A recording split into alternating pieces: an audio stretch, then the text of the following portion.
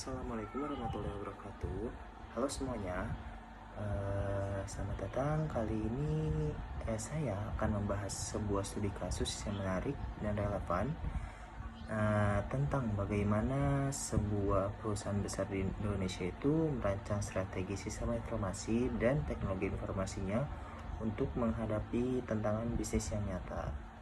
Nah, untuk perusahaannya sendiri yang kita bahas itu adalah PT Hexindo Adi Perkasa Tbk yang merupakan distributor tunggal alat berat dari Hitachi Construction Machinery untuk seluruh Indonesia. Nah, di sini tuh mereka lah juga yang menyediakan seperti ekskavator dan truk raksasa dan berbagai alat berat lainnya untuk proyek-proyek seperti tambang, batu bara,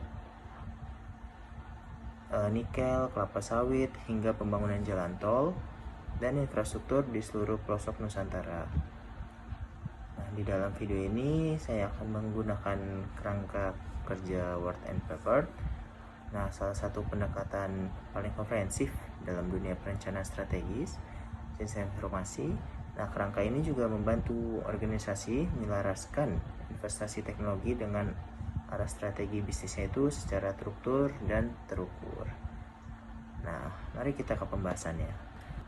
PT Hexindo Adi Perkasa Tbk ini sendiri itu berdiri pada tanggal 28 November 1988 dan telah melantai di Bursa Efek Indonesia sendiri sejak Februari 1995 dengan kode saham Hexa.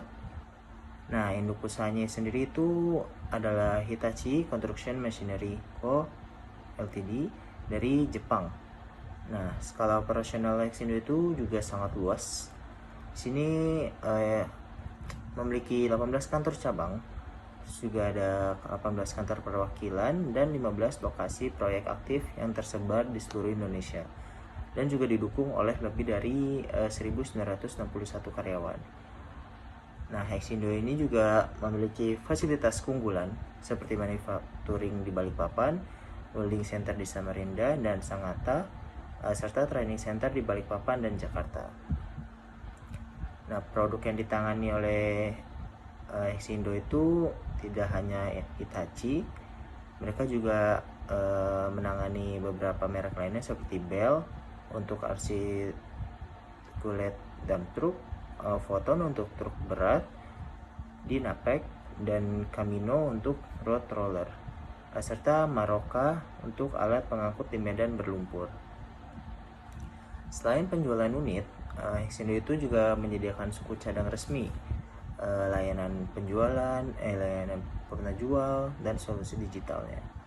Nah, termasuk platform IoT Consite ini itu untuk pemantauan mesin secara real time dan Wenco Fleet Management untuk manajemen armada pelanggan. Lalu apa yang mendorong perlunya perencanaan strategis SITI yang serius untuk Hexindo? Nah, di sini pada kuartal pertama tahun fiskal 2024, pendapatan Hexindo itu tercatat turun signifikan hingga 27,73%. Nah, dibandingkan periode yang sama tahun sebelumnya, salah satu faktor utama itu merupakan penurunan harga batu bara di pasar global yang secara langsung itu menekan permintaan alat berat dari sektor pertambangan. Nah, di saat yang sama, landscape persaingan di industri distribusi alat berat itu juga semakin kompetitif, yang dimana dari berbagai merek alat berat itu harganya lebih terjangkau, terus juga mulai berebut segmen pasar konstruksi. Nah, disinilah peran sistem informasi dan teknologi informasi menjadi sangat krusial. Tanpa perencanaan yang matang itu, investasi teknologi itu bisa jadi tidak tepat sasaran. Terus juga inilah yang ingin kita bedah bersama dengan pendekatan yang sistematis dan berbasis data. Kita mulai dari sisi luar perusahaan. Di sini ada dua alat analisis yang kita gunakan, seperti Pestle untuk membaca faktor makronya. Yang kedua itu ada Five Porter 5 kekuatan Porter untuk memahami dinamika persaingan industrinya. Kita masuk ke Pesto. Dari sisi politiknya sendiri itu kebijakan hilirisasi mineral pemerintahan Indonesia itu seperti mendorong pengolahan nikel dan bauksit di dalam negeri itu menjadi peluang tersendiri karena juga meningkatkan investasi pertambangan domestik. Nah, dari sisi ekonomi, bisnis Hexindo itu sangat dipengaruhi oleh harga komoditas global.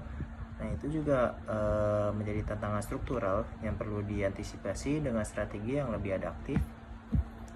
Nah, terus dari sisi teknologinya, teknologi adopsi IoT ini tuh dan platform digital itu justru menjadi peluang besar. Nah, platform Konsep dan Wenco ini yang sudah dimiliki Hexindo itu merupakan aset yang sangat bernilai dalam konteks ini.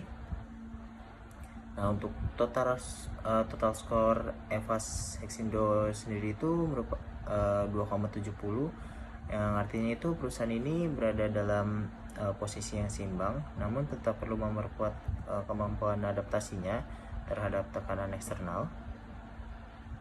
Nah, di sini ada 5 Force Porter. Nah, untuk rangka Vice Porter itu untuk membaca struktur persaingan industri yang lebih dalam. Nah, persaingan industrinya itu di segmen distribusi alat berat yang sangat intensif. Hexindo juga berhadapan dengan pemain-pemain yang sudah lebih lama tentunya, yang lebih berpengalaman dan juga memiliki relasi yang jaringan yang kuat. Nah, di sini dari tekanan dari produktif alternatif itu cukup nyata, seperti terutama dari merek-merek alat berat yang berharga lebih kompetitif yang mulai merasuki segmen konstruksi menengah. Nah, di sini juga kekuatan tawar pemasok. Nah, pemasok yang tinggi itu karena Hexindo bergantung sepenuhnya pada Hitachi sebagai prinsipal utama. Fluktuasi kursen terhadap dolar itu mempengaruhi biaya langsung perusahaan. Nah, kekuatan tawar beli di sini juga signifikan. Nah, terutama dari pelanggan skala besar di sektor pertambangan yang memiliki posisi negosiasi yang kuat. Nah, untuk kesimpulannya itu hampir semua kekuatan Porter berada di level tinggi. Nah, ini tuh menegaskan betapa pentingnya Hexindo itu membangun definisi layanan yang tak mudah direplikasi oleh siapapun. Di sisi internal itu kita gunakan analisis value chain untuk melihat di mana kekuatan dan celah Hexindo itu dalam proses bisnisnya dari hulu ke hilirnya.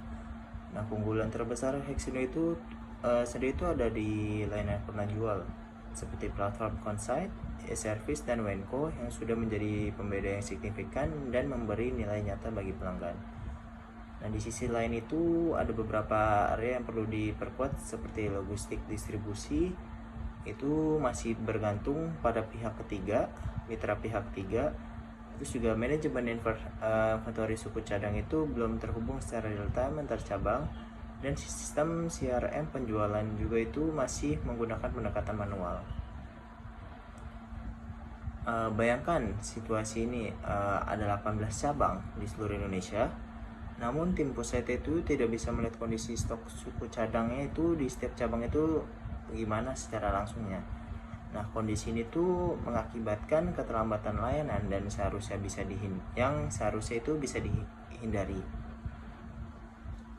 Nah, kita masuk ke analisis Frio-nya itu. Frio sendiri untuk mengukur seberapa kuat aset strategis Hexindo itu, kita gunakan analisis Frio.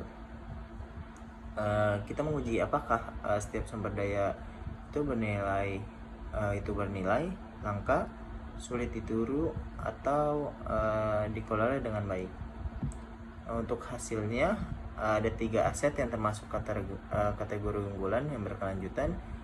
Nah, yaitu ekosistem IoT Konsep dan Wenco, terus ada jaringan 18 cabang nasional, terus ada fasilitas remanufacturing Balikpapan. Nah, ketiga aset ini tuh membutuhkan investasi modal, waktu, dan keahlian teknis yang sangat besar untuk direplikasi. Nah, sehingga menjadi benteng pertahanan yang kuat untuk Hexindo sendiri. Nah, untuk skor IVAS Hexindo adalah 2,70 di atas rata-rata 2,50. Nah, ini tuh menunjukkan bahwa secara internal tuh fondasi perusahaan relatif kuat. Namun ada satu titik yang perlu diperhatikan. Nah, ketergantungan yang sangat besar pada satu pemasok utama yang membatasi fleksibilitas dan negosiasi harga dan membuat perusahaan rentan terhadap risiko pasokan. Nah, ini tuh perlu dikelola dengan strategi jangka panjang yang lebih baik. Kita lihat kondisi SCTI internal Hexindo saat ini. Ada ketidakseimbangan yang cukup mencolok. Di sisi layanan pelanggan eksternal seperti platform digital Consite dan WNCO ini sudah bekerja dengan sangat baik. Nah, pelanggan ini bisa memantau kondisi alat mereka secara real time di mana saja. Nah, ini tuh adalah keunggulan yang luar biasa. Namun di sisi operasional internal itu ada beberapa celah yang perlu ditutup. Sistem CRM penjualan masih manual, sistem stok cukup cadang yang tidak terhubung antar cabang. Terus juga belum ada sistem ERP terpusat dan platform pelatihan untuk teknisi lapangan belum merata jangkauannya. Nah, kondisi ini tuh menciptakan potensi influensi yang jika tidak ditangani itu bisa berdampak pada kualitas layanan kepada pelanggan, terutama mereka yang berada di lokasi-lokasi terpencil. Nah, dari sisi eksternal ada 5 tren teknologi yang sangat relevan dan bisa menjadi solusi bagi Hexindo. Yang pertama mungkin pengembangan IoT dan predictive analytics. Jadi bukan sekedar memantau mesin doang, tapi memprediksi kapan mesin memerlukan perawatan sebelum terjadi kerusakan. Nah, yang kedua sistem ERP yang terintegrasi yang bisa menyatukan data dari seluruh cabang dalam satu platform yang terpusat. Nah, yang ketiga ada cloud computing yang di sini memastikan sistem itu bisa diakses dari lokasi manapun, termasuk site tambang di pedalaman sekalipun.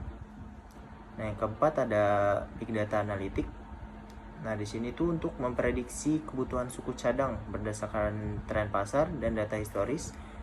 Nah, sehingga itu pengadaan bisa lebih proaktif dan terencana tentunya. Yang kelima ada aplikasi mobile field service management. Nah, jadi teknisi di lapangan itu bisa menerima dan mengolah work order langsung dari smartphone tanpa harus kembali ke kantor cabang. Setelah semua analisis terkumpul, langkah berikutnya itu adalah merumuskan strategi menggunakan matriks SWOT.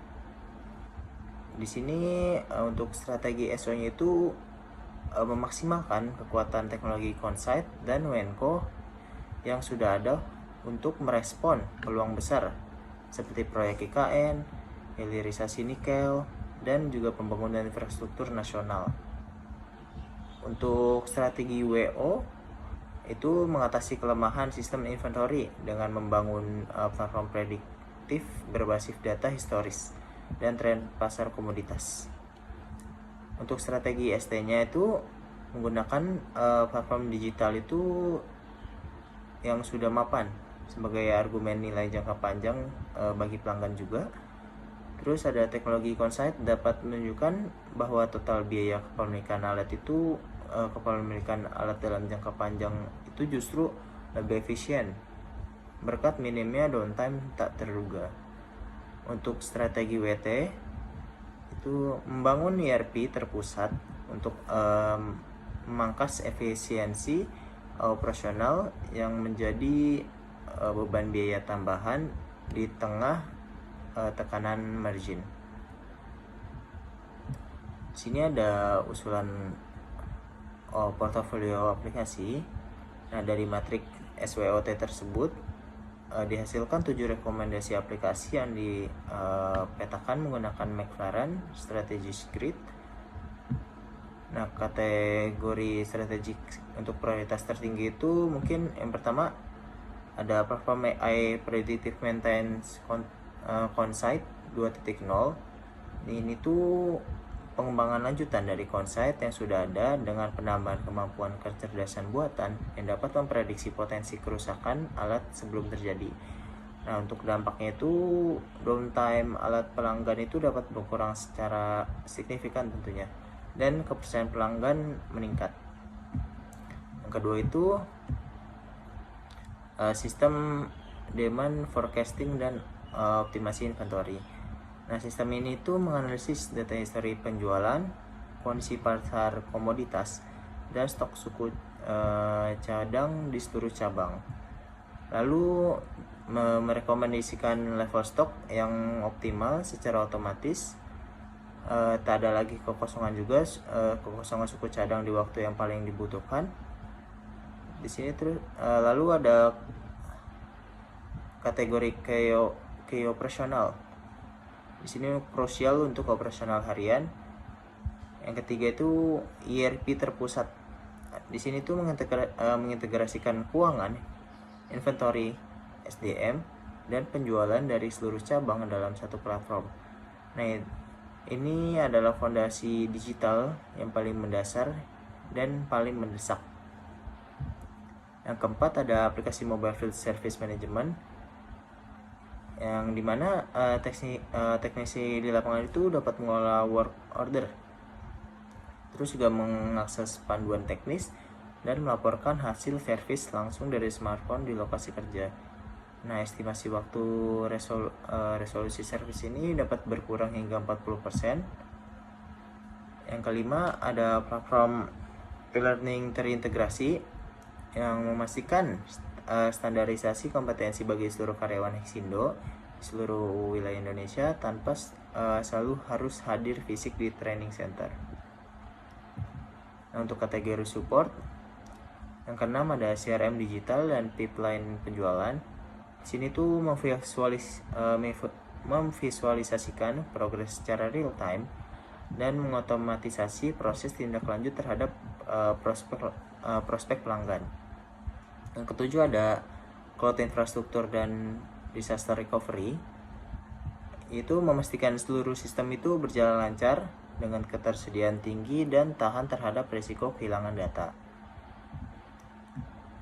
Nah, untuk urutan prioritas itu mungkin AI Predictive Maintenance dan ERP terpusat. Nah, dua ini tuh menjadi fokus dalam 1 hingga 2 tahun pertama. Untuk keduanya langsung menyentuh kedalaman paling mendasar, kualitas layanan purna jual dan efisiensi operasional lintas cabang. Nah, dari sana itu implementasi aplikasi lainnya itu dapat dibangun secara bertahap di atas fondasi yang sudah solid. Dari analisis yang sudah kita jabarkan, saya rangkum poin-poin utama dari studi kasus ini. Yang pertama itu PT Hexindo itu beroperasi di lingkungan bisnis yang dinamis dan sangat dipengaruhi oleh faktor eksternal. Nah, teknologi yang tepat itu bisa menjadi penyangga yang krusial dalam menghadapi ketidakpastian pasar. Yang kedua, Hexindo itu sebenarnya sudah memiliki modul digital yang kuat.